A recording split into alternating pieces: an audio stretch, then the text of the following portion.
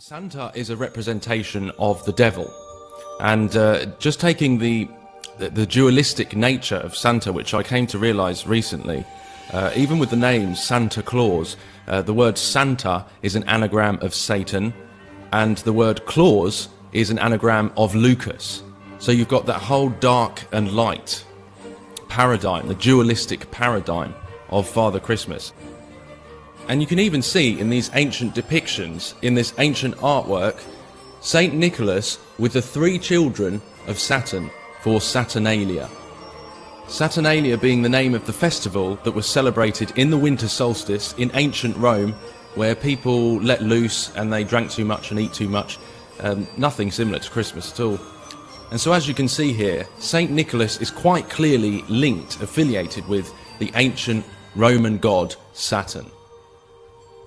So back to the dualistic nature of Father Christmas, or Santa Claus, quite hypocritically, Santa himself seems to have both a nice and a naughty side. This shadow, this wicked evil aspect to Santa's character, is referred to as Krampus. And there's a big movie coming out right now about Krampus, and it depicts this lower demonic aspect to Santa's character, who comes to punish and torture children for not being good. There's a reason that they're celebrating this on December the 25th, because there's quite a lot that points to Jesus being born earlier in the year, around September. And trust me, I'm pretty sure they know that. And so there must be a very good reason why they have chosen the date of December the 25th as opposed to the real birthday of Christ or something nearer to it.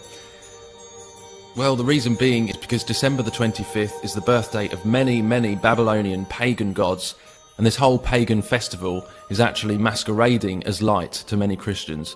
I think it's great to see family, and I think it's great to remember the birth of our Saviour, but please be aware that this festival is shrouded in pagan symbolism, and that Santa Claus, at the very, very least, is extremely dangerous. But the question that we need to ask is this the birthday of Christ? Was Christ born on December 25th? And if not, whose birthday is it? Well, hello everyone, I hope you're all well in this season, which is of course not the birth of Christ, but rather Saturnalia. Because we don't celebrate the ancient pagan festival of Saturnalia. Jesus, on the other hand, was actually born in the summer. His birthday was moved to coincide with the traditional pagan holiday that celebrated the winter solstice. You see, and this is the reason they celebrate the birth of their sun king, or their Babylonian sun god, in the middle of the winter solstice, because it represents the fire and ice.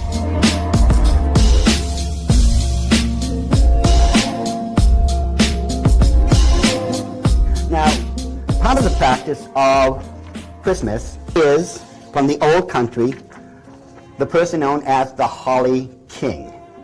From the Holly King, you get who's known as Santa Claus. Now, Santa Claus is an interesting study because, you know, when we go through the story of Santa Claus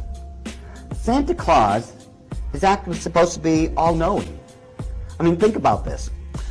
Doesn't Santa Claus know who's been good and who's been nice every single day of the year?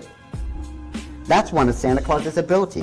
He knows exactly who's been good and who's been nice, and he knows how this has worked for each individual throughout the year.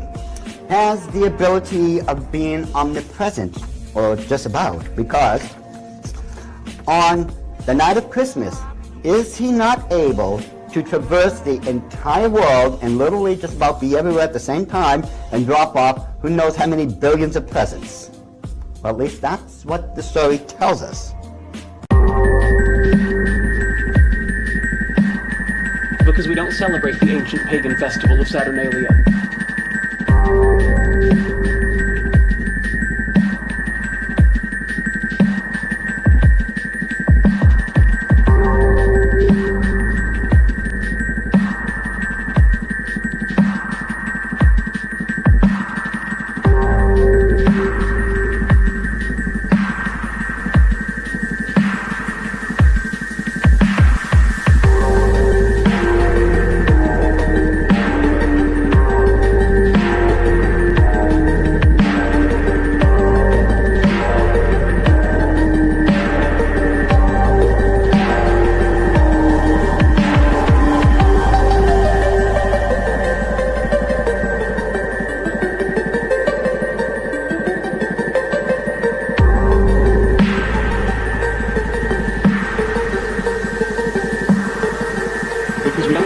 of Saturnalia.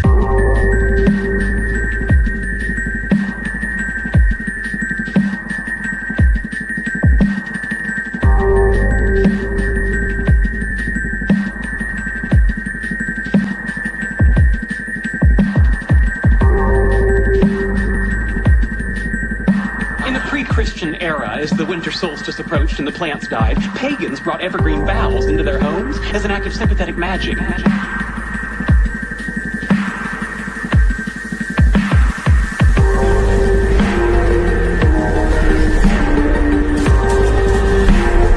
His name is Anubis.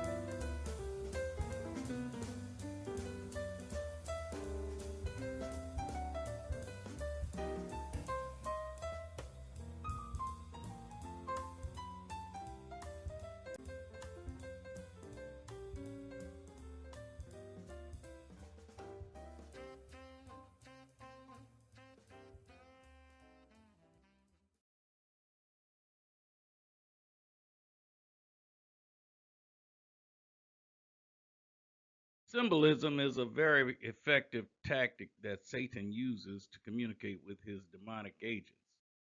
Symbols are very powerful when used to communicate thoughts, ideas, agendas, and concepts. There is important meaning behind the symbols that Satan uses, whether it's pictograph, hand symbols, and even body gestures.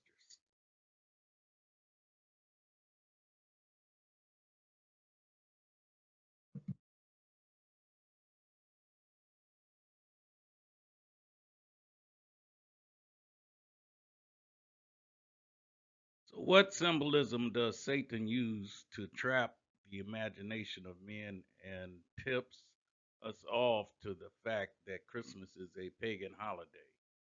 Actually, there are many symbols, but here are a few.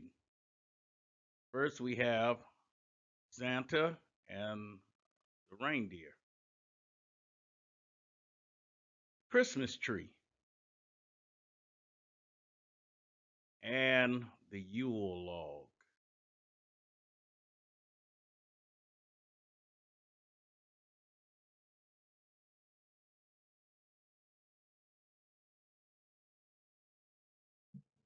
The first person that really investigated the meaning behind symbols and the rituals involved in the ritual of Christmas, and not even the ritual of Christmas. It was all of the other pagan holidays. Was Reverend Alexander Hasloop. We draw our scholarship from his well-researched book, The Two Babylons. This work is perhaps the premier work on the subject of holidays known to have pagan roots. This book was written in 1853 as a pamphlet at first, then it was greatly revised in 1858. Alexander Hasloop, the writer, was a minister in the Free Church of Scotland. And I quote, he believed that Roman Catholic religious practices are pagan practices that were grafted onto true Christianity during the reign of Constantine.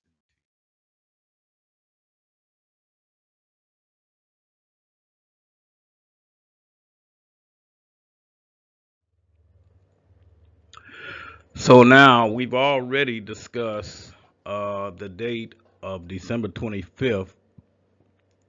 So we want to do some further investigation into this spurious date.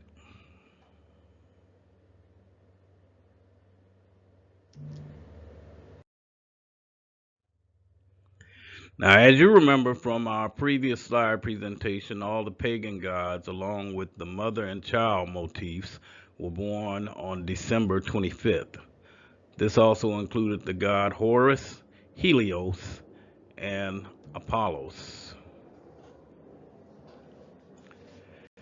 And also, I guess we forgot to mention the Hindu goddess Mithras, and who was also the Roman goddess Mithra. They were all born on December 25th.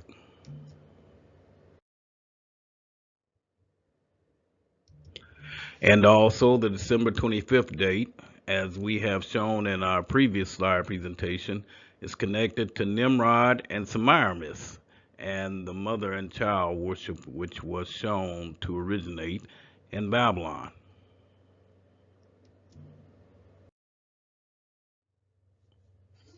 Now, I have to be honest here. As a flat earther, and don't be deceived, the Bible does not teach that the earth is round. I can't be sure how the winter solstice works, so we're going to give the mythological view that was recorded by the ancients. And take into consideration also that the ancients believed that the earth was flat as well. You can do the research on your own.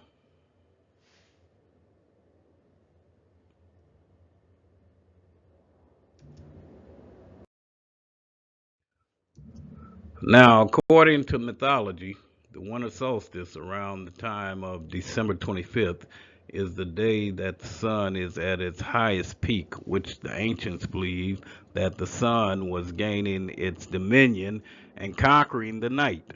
The nights at this time are longer throughout the whole year, and days were at their shortest amount of time. This occurrence of the winter solstice was viewed by the ancients as a battle between the sun and night. So the sun was going from its lowest point to its highest point. The ancients believed that the sun was regaining its power over the night. The winter solstice played heavily in the rituals of the pagans.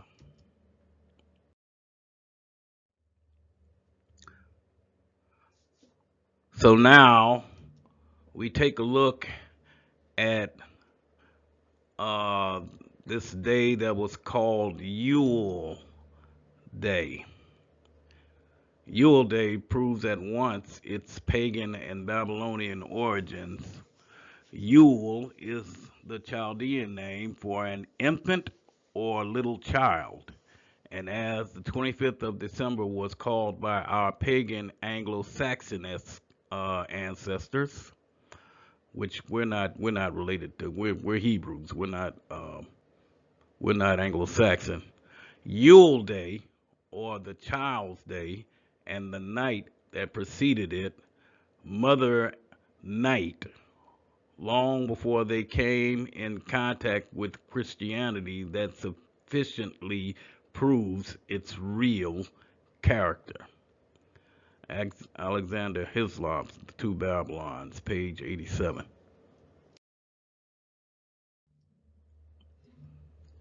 Now, the Germanic people celebrated a festival called Yule. This festival celebration was connected to the pagan god Odin. Most of the surviving sources regarding Odin is in the Norse mythology.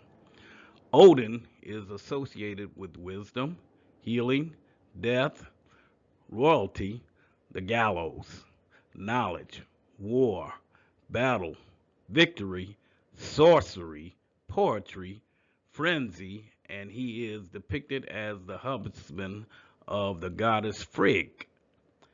In Old English, Odin is known as Woden, in Old Saxon as Wodan, in Old Dutch as Wodan, and in Old High German as Wotan.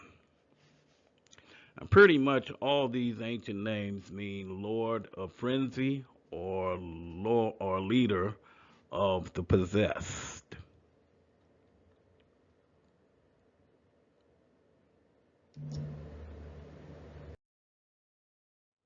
So before there was a holiday called Christmas, ancient history teaches us that there was a pagan festival that had already been established in Germany and was celebrated on December 23rd, the winter solstice.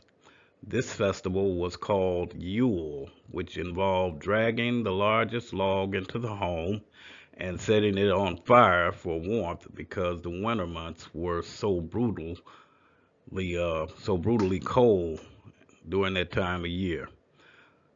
Pagans have always celebrated the birth of their sun god, who was none other than Nimrod, during the winter solstice. And as this celebration progressed and its rituals traveled all over the world, its forms and rituals ended up in the Christmas celebrations observed in our modern day.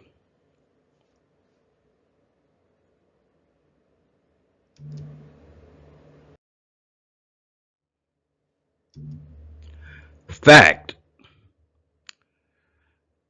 and I quote, "At the time that the angel announced his birth to the shepherds of Bethlehem, they were feeding their flocks by night in the open field.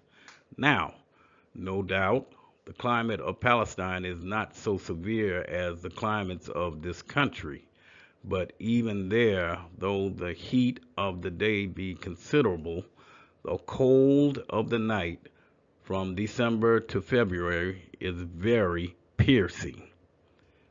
And it was not the custom for the shepherds of Judea to watch their flocks in the open fields later than about the end of October." Alexander Haslup, The Two Babylons, page 85.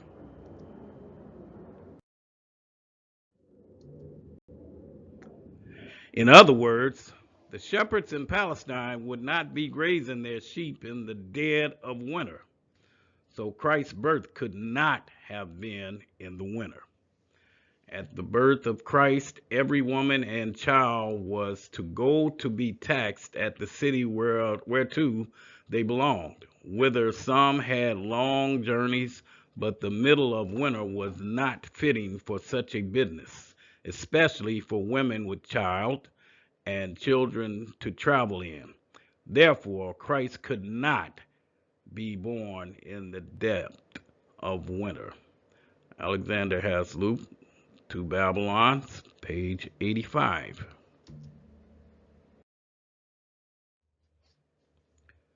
So basically, what we understand Christianity has been infiltrated. The scholars and the global elites know that December 25th was the day that you could conjure up spirits and demons. This was true way before Christ was even born.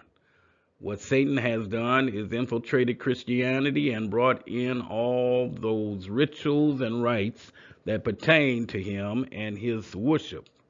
So, in what other ways was Christianity infiltrated? That's the question that we're asking now.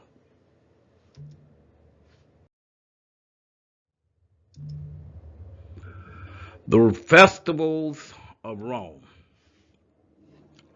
Now, the festivals of Rome are innumerable, but 5 of the most important may be singled out for elucidation. This: Christmas Day, Lady Day, Easter, the Nativity of St. John, and the Feast of Assumption. Each and all of these can be proved to be Babylonian. And first, as to the festival in honor of the birth of Christ, or Christmas, how comes it that the festival was connected with the 25th of December? There is not a word in scriptures about the precise day of his birth or the time of the year when he was born. What is recorded there implies that at what time soever this birth took place, it could not have been on the 25th of December. Alexander Hislop, The Two Babylons, page 85.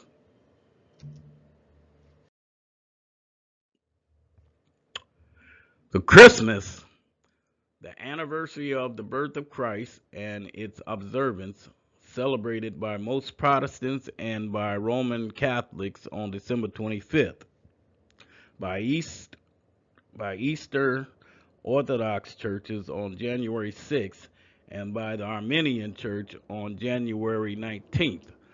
The first mention of its observance on December 25th is in the time of Constantine, about AD 325. The date of the birth of Christ is not known. This comes from the Zondervan Compact Bible Dictionary, page 108.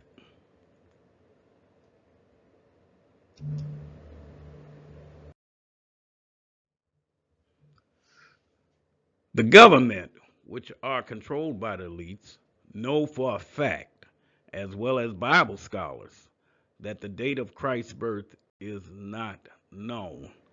Most of the preachers and pastors who have been set up by the government know that Christ's birth is not known. So this is not a point of ignorance. It is complicity because of financial gain and rewards.